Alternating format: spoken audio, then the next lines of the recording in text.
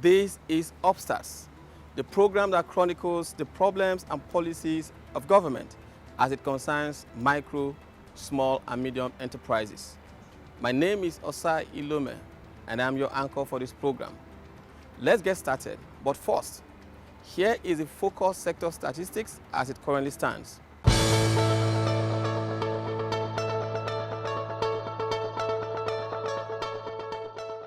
The gains of agribusiness in a developing economy like Nigeria are not far-fetched, from increased contribution to the nation's gross domestic product to being established as the highest contributor to employment generation.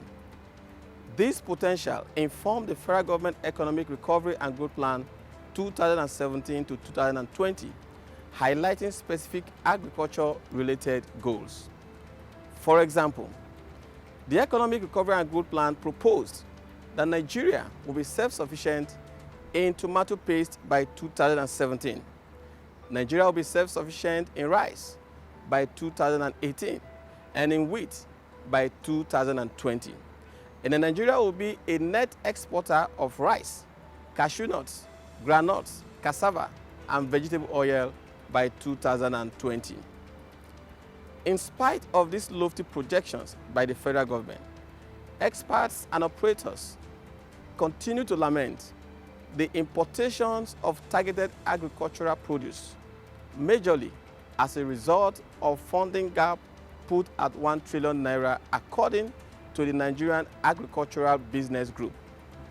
In other words, while the government is seen to be injecting over 700 billion naira into the agri sector, operators who are largely in the micro, small, and medium enterprises space are struggling to improve their business productions due to lack of access to finance facilities.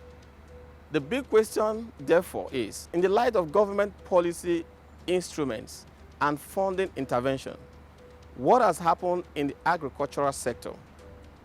With the advent of the Presidential Enabling Business Environment Council and the Nigeria Incentive Risks for Sharing Agricultural Lending, what has changed, if any? To share information in recent developments in the industry, we'll be joined in an explorative conversation with the lead consultant of Nirsal Microfinance Bank, Dr. Steve Ogidon, as well as a farm and knowledge management consultant, Mr. Godfrey Ajayi Sunday.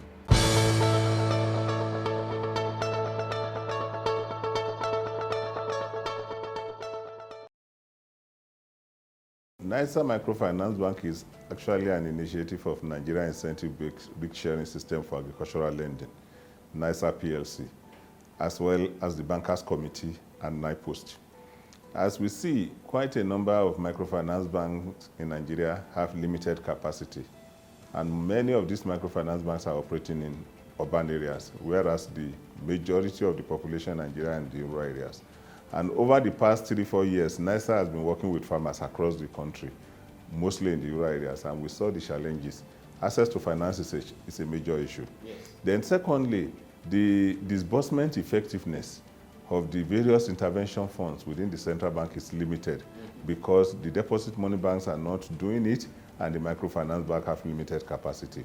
Then the third aspect is the financial inclusion. We are almost in year 2020. And the financial inclusion prediction and projections for Nigeria is almost not achieving it. So in order to address this issue, the central bank that owns Nirsal, now the governor was kind enough to grant a license to Nirsal to operate a microfinance bank. And our approach is to turn every competitor to collaborators. NIPOST, Nigeria Postal Service, has a lot of legacy assets across the country, over 1,800 post offices. Many of the post office locations are actually idle because of technology. Many people don't write letters again. Post offices are there. The building, the physical infrastructures are there, some of them wasting away. Then the governor of Central Bank, in his wisdom, now felt that there's a need to use this legacy asset. And then Nirsal, NIPOST, and the Bankers Committee now came together and said, we need to have a microfinance bank that we deliberately structured to serve the rural population. So when we designed Nirsal Microfinance Bank, we are looking at a rural-based organization. And that is why we are projected to have 774 local governments across the country.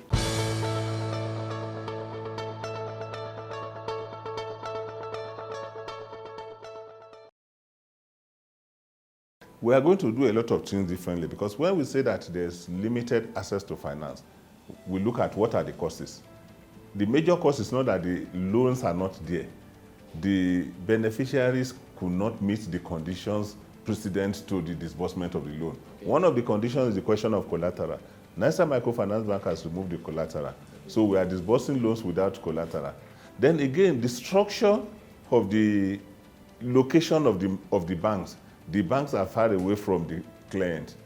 So majority of these microfinance banks are in the city center. Then we now say, okay, we will take Nirsal Microfinance Bank to the rural areas so that we meet the people where they are located. So Nirsal Microfinance Bank is going to do that differently. Then again, many of the banks have limited capacity to do what we call business development services. So Nirsal Microfinance Bank is going to be involved in training the clients to build their capacity so that they will be able to utilize the fund very well. Most of the time, we always think that access to finance is the issue. Yes. Access to finance is an issue, but limited capacity is another issue. So we are addressing the limited capacity issue, we are addressing the collateral issue, which we have removed, and we are addressing the issue of access to finance.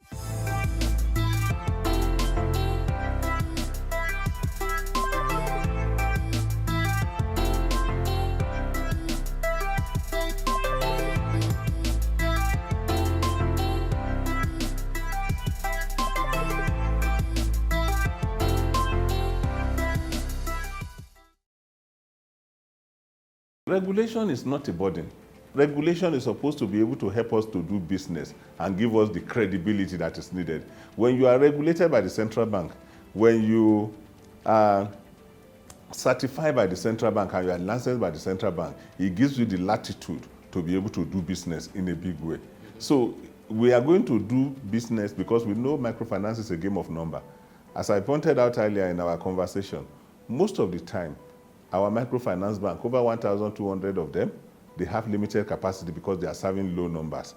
Many of them have clients 5,000, 3,000, 4,000. We really don't have more than 5 microfinance banks in Nigeria today that can boast of 500,000 clients. And if you are doing microfinance in a population of 190 million people, if you are not serving 2.5 million, 1 million, 1.5 million, you are wasting time. We need to be able to serve more people, to bring them into the financial inclusion bracket, and then give them opportunity to access credit.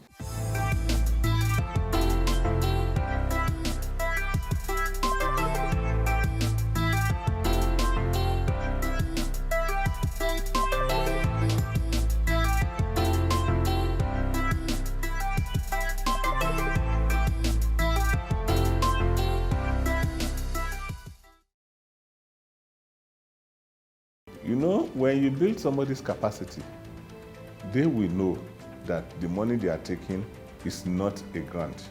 It is a loan. I give you an example. I'm a business development service provider to Bank of Industry. Quite a number of times when clients come and we sit down to discuss their businesses, many of them think that credit or capital was their issue. But after the conversation, they come back to discover that credit is the least of their problem, that what they really needed was capacity. I will give you an example. There was a day somebody came here, he said he was looking for a loan of 900,000 and that he will pay back the money in 3 months. I said, if you take 900,000, how much are you going to generate in this business to be able to pay back in 3 months? He said the business will become 4 million. I said, good. Because of our relationship with Microfinance Bank, I said, even if the bank does not give you this money, I will give you my own money, because if I believe in this project. So I said, can you sit down, list out everything you wanted to do with the 900,000? Because the first law in borrowing, any money you want to borrow that you really don't know what you want to use the money for, you don't need it. There must be a purpose for the loan before. So the guy agreed. He sat down.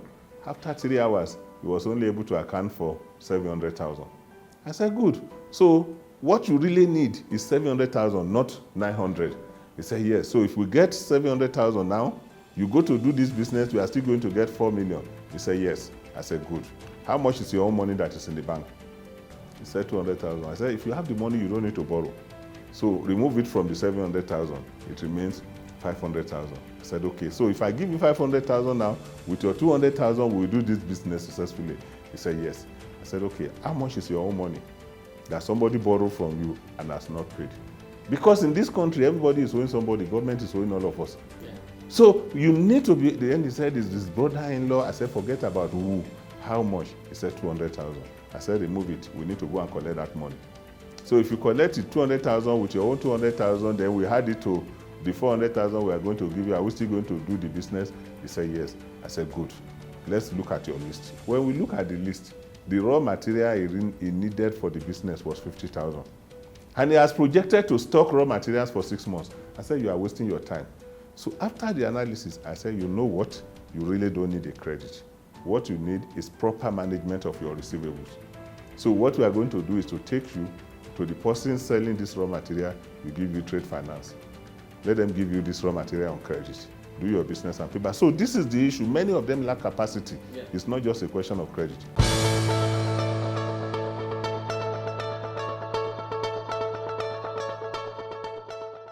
We started the conversation around Nirsal Microfinance Bank in December 2018. By January 31st, we rolled out 7 branches. Those branches are in Gwagwalada, that is for the FCT. And it is deliberate that we did not put it in the city center.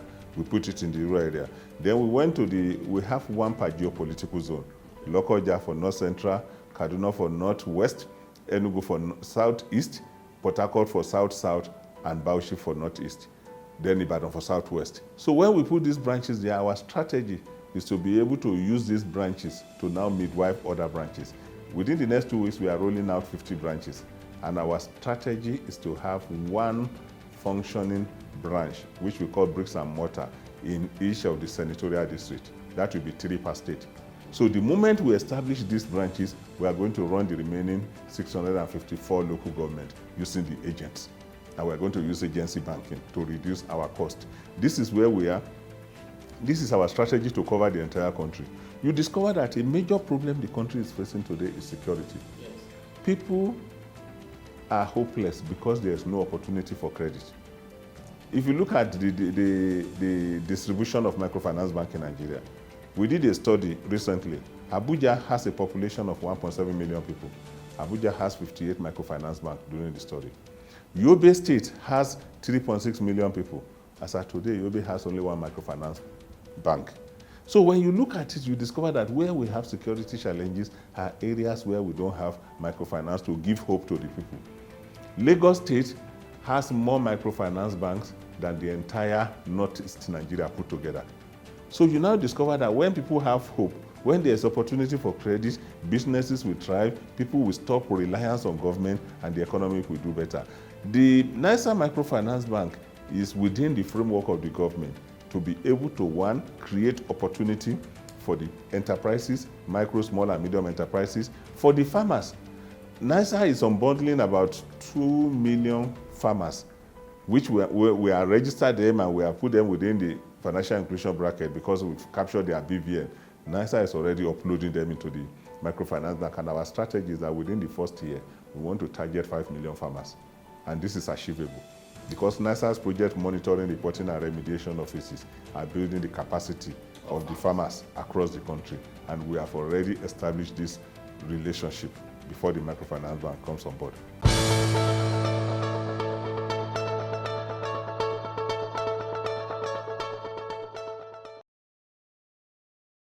Nirsal Microfinance Bank is not just for farmers. We are only focusing on farmers because farmers are in the rural community. Nirsal Microfinance Bank is for small, medium, and micro, small, and medium enterprises. We are going to give a percentage of the loans to farmers because majority of the enterprises are farming family enterprises. But in the urban areas, we are going to focus on traders, we are going to focus on agro-processing, and we are going to focus on the different value chains. Some of them are into logistics, distribution, processing, marketing. Some of them are into fashion. Some of them are into creative industry, the MSMEs. So we are going to focus on all of them. It's not just farmers. But now, farming employs majority of Nigeria. Farmers are more in the rural areas, and those were the neglected sectors that we want to capture immediately so that we can assist the government to achieve the financial inclusion target by the year 2020.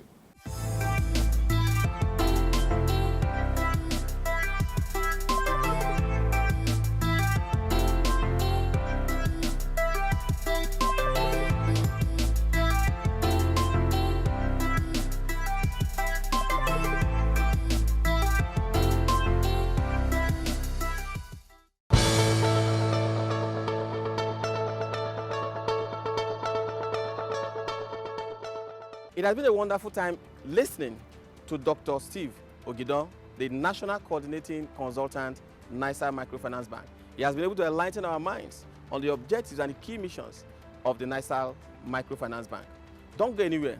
We have a lot in store for you. Join us again.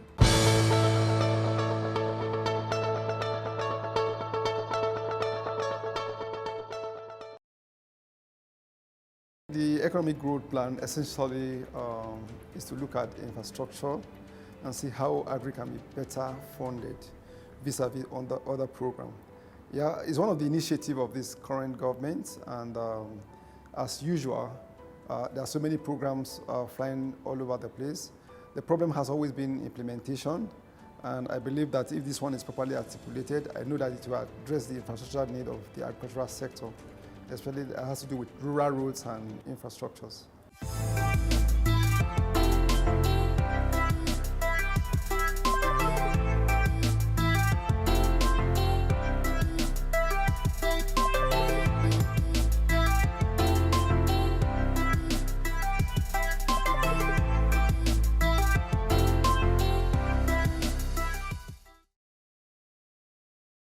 The National Planning Commission is essentially set up to do planning, especially medium-term planning for the nation. And of course, it's good to project, but again, what are the substance of those projections? That's where I have my issues.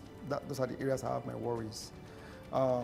It's good to project, but again, we have to properly articulate those plans to see that it will help solve the problem.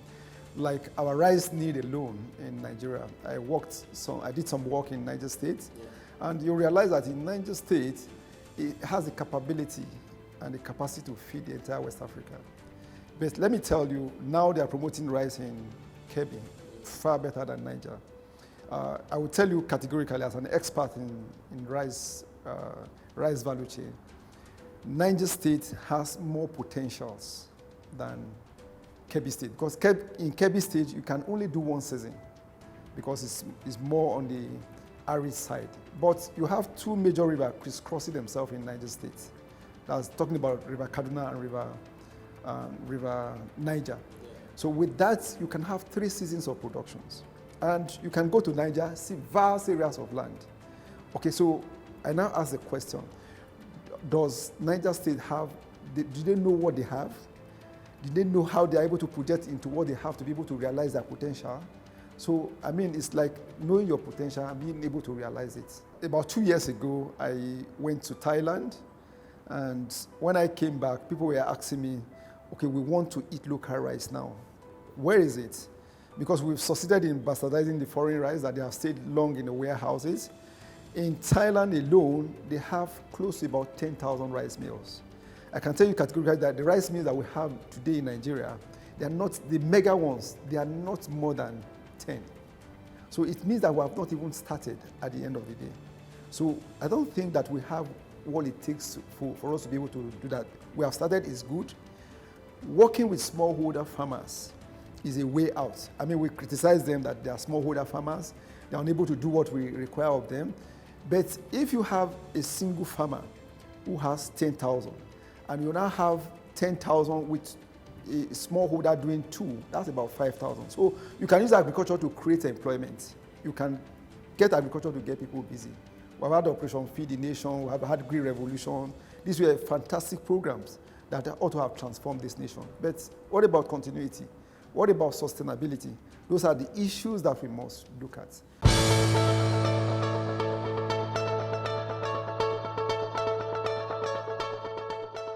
Thank you, Mr. Godfrey Ajayi. It has been a wonderful time talking with you on this program on the policies and problems of the micro, small, and medium enterprises in the agricultural sector. Our viewers at home, If you are just joining us, you have missed, but not to worry.